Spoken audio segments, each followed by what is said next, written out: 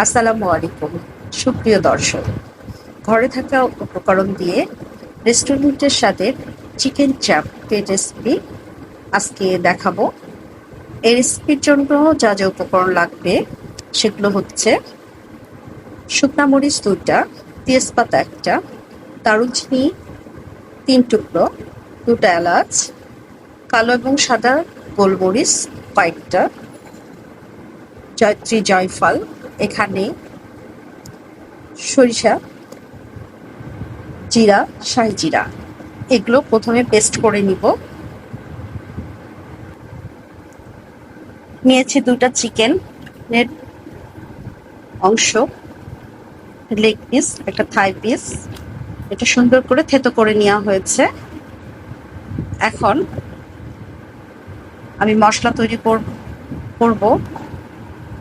এখানে মশলা পেস্ট করে নিয়েছি, যে মশলাগুলো আপনাদের দেখিয়েছি সেগুলো পেস্ট করে নিয়েছি। এটা পেঁয়াজের পেস্ট, আদা জিরা রসুন পেস্ট। এই পেস্টগুলোর মাঝে আমি মধ্যে টক দই দিয়ে দিলাম।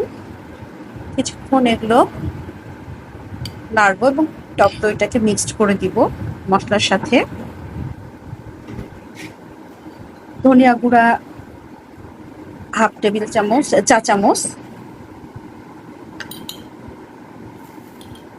মরিচ নিজের স্বাদ মতো নিব। অনেকে ঝাল বেশি পছন্দ করে, অনেকে হালকা পছন্দ করে। আমি হাফ চা চামচ মরিচের গুঁড়া নিলাম। ভালো করে মিক্সড করব।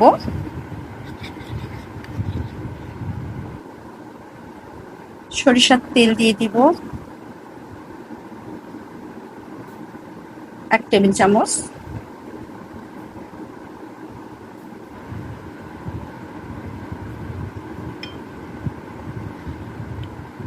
মশলাগুলো মিক্সড করে নিব।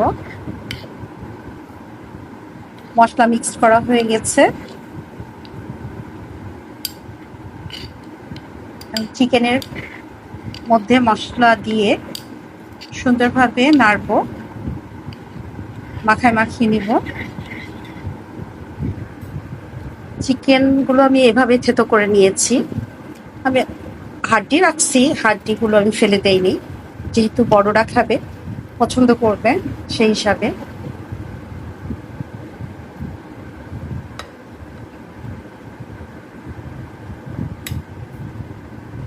মশলাটা আমি দিয়ে দিব।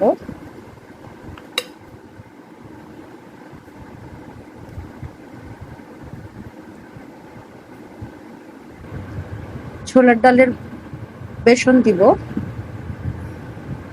2 টেবিল চামচ।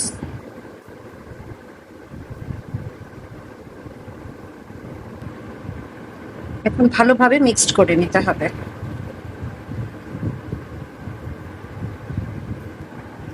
চিকেন কোট করা হয়ে গেছে। এখন রেস্টে রেখে দেবো 1 ঘন্টা। 1 ঘন্টা রেস্টে রাখার পর ডুবো তেলে অথবা হালকা তেলে, যে যেভাবে পারো ভেজে নিতে পারেন।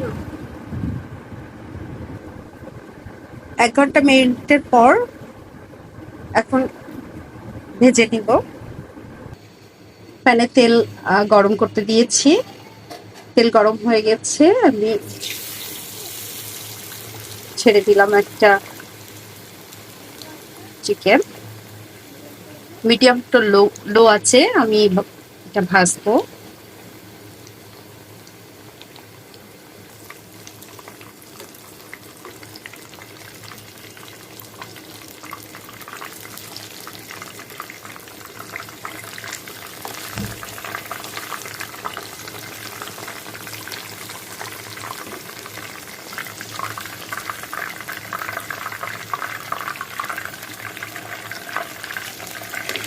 এক সাইড এই অবস্থায় আছে, আমি অন্য সাইড দিলাম।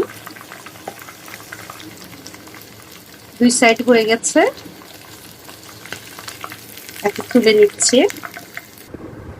চিকেন চাপ কমপ্লিট হয়ে গেছে।